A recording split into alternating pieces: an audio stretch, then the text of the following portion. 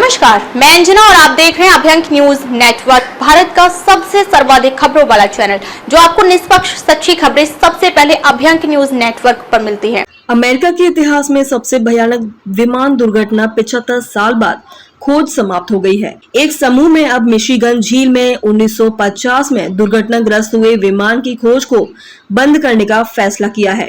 इस विमान हादसे में 58 लोग मारे गए थे। यह खोज पिछले 20 साल से चल रही थी। समूह में खोज में नई सोनार तकनीक का इस्तेमाल कर पानी के विशाल भाग की छानबीन की और एक प्रसिद्ध लेखन क्लाइव कुशलर का भी साथ मिला। जब नॉर्थ वेस्ट ओरिएंट फ्लाइट 2501 दुर्घटनाग्रस्त हुई थी, तब ये अमेरिका का सबसे भयानक विमान हादसा था।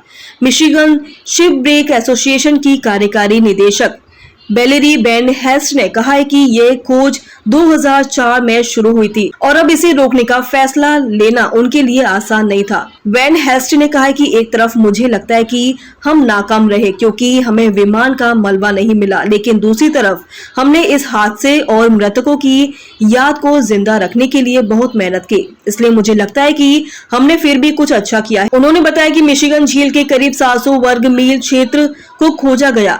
वैज्ञानिकों का मानना है कि विमान छोटे छोटे टुकड़ों में टूट गया और वह कीचड़ में धंस गया, इसलिए सोनार तकनीक से भी मलबा नहीं मिल सका। प्रोपेलर से चलने वाले DC-4 विमान में 23 जून को 1950 की रात को न्यूयॉर्क के लगार्डियो एयरपोर्ट से उड़ान भरी थी। इस विमान का गंतव्य सिएटल था और बीच में ही 2 जगह रुकने की योजना थी। अचानक रास्ते में एक तेज तूफान आया और विमान गिर गया। मिशिगन के साउथ हेवन में विमान के कुछ टुकड़े और शरीर के अंग किनारे पर बहकर आए थे। वैन हेस्ट ने कहा कि हमें पता है कि विमान बहुत जोर से पानी से टकराया था और कोई भी नहीं बच सका। उन्होंने इस हादसे पर एक किताब भी लिखी थी जिसका नाम फैटल क्रॉसिंग है।